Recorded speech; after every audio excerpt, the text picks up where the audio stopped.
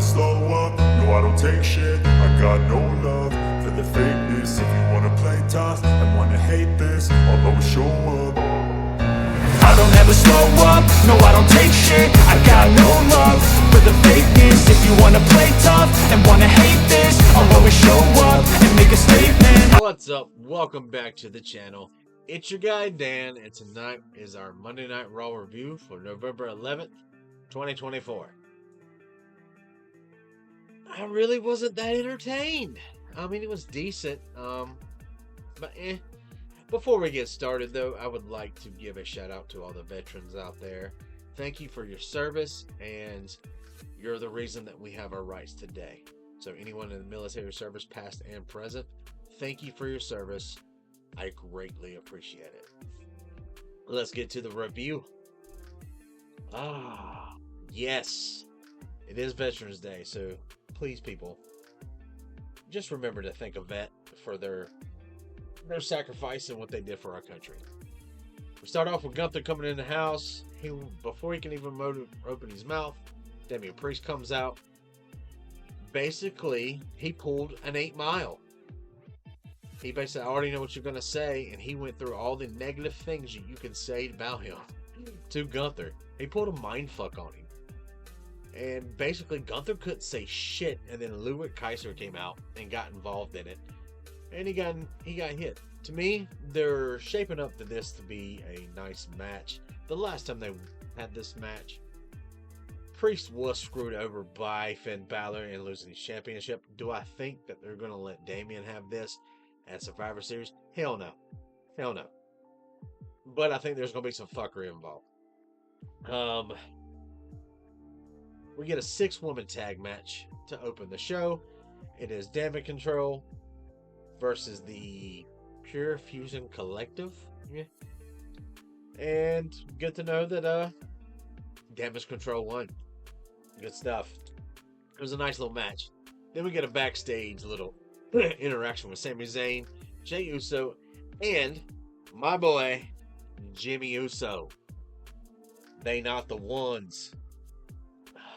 Basically, they need a 5th member for the War Games match. So we already know it's going to be Sami Zayn, the Usos, and Roman Reigns. So now we need to find one other person.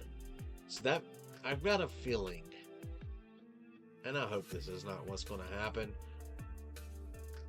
Tama Tonga is going to end up joining the new bloodline.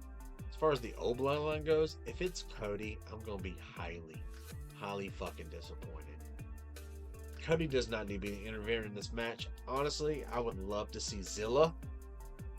He's on the independent scenes right now. He's been doing good at Hog and all these other places. So I hope that WWE will bring him in. I know he's very, very green, but at the same time, he's Umanga's son. Excuse me, I got something to throw. So basically, Sami has been tasked to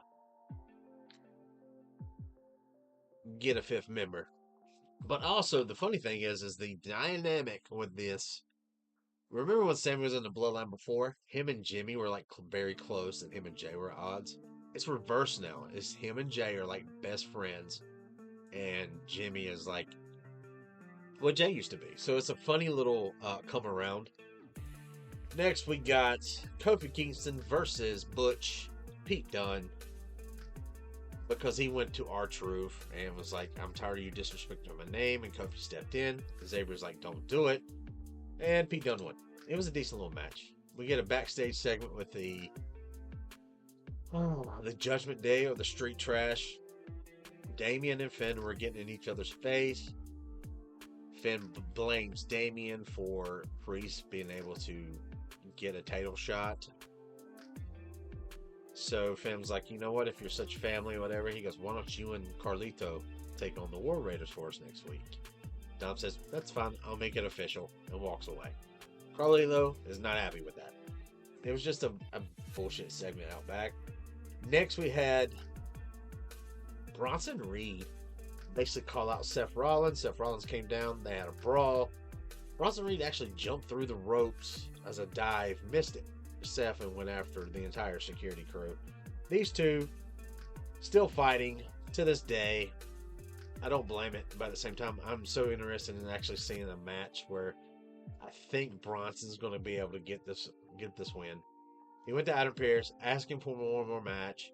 Pierce is so pissed off. He's like, "Sure, whatever. Pierce, go smoke a bowl, bro." After he's done with Pierce, Sammy comes up to Seth, and Seth is like, he goes, "Look, I know this is going to sound really bad and really weird, but just hear me out. We need a fifth member, and sometimes family, even though there's bad blood there, but you know, deep down we're still all family." He goes, "And you with being Roman and the Shield, you know, I was hoping that you would come over and help." Seth goes, "Not only no, but like hell no, hell to the no." Seth's like, "I will never, ever fight on the side or stand side by side with Roman Reigns, and you would be a fucking idiot to do it as well." Pretty much. Damian had a match with Ludwig Kaiser. This was a great fucking match. I loved it. Priest won, then Gunther came out in the back room. Jackie Redmond was interviewing Bronson. No, not Bronson. I'm so sorry. Ron Breakker. Sheamus comes up.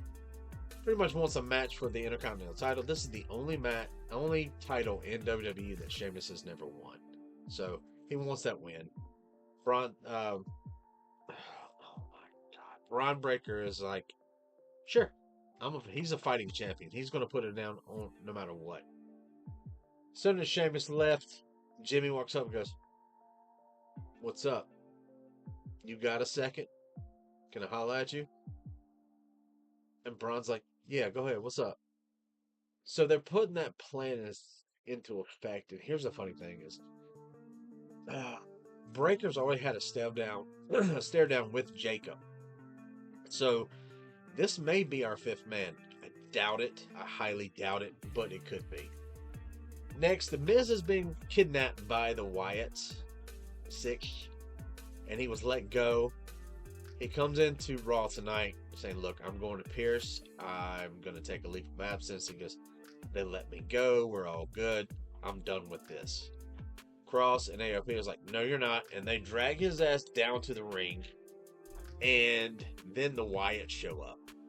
And this was a setup on the Miz. The Miz grabs a chair, hits Eric Redbeard or Rowan, whatever you want to call him. And the Final Testament, the Miz, beat down the Wyatt 6. Yeah, it was actually pretty fun thing. So I guess Miz is an actual member of the Final Testament. And then we get a parking lot cut. Seth's leaving for the night.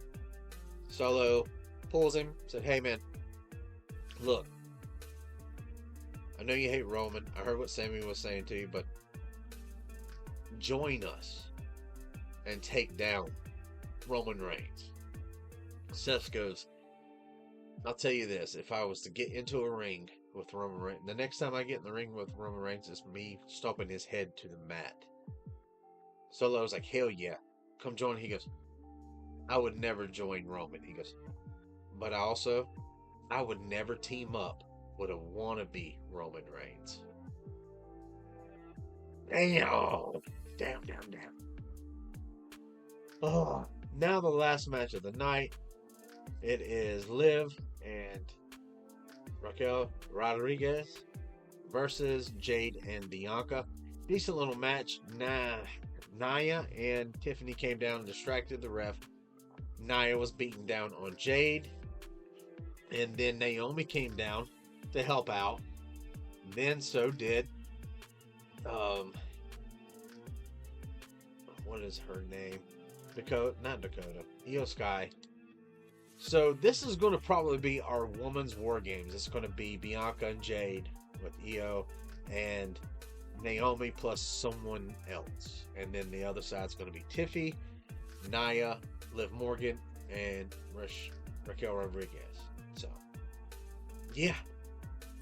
This is what it looks like to be our women's war games match. And guys, that was pretty much it tonight. Like I said, it was not a long show. It didn't really progress unless we're talking about a little bit about the bloodline and the women's War Games match they haven't announced yet, which is coming.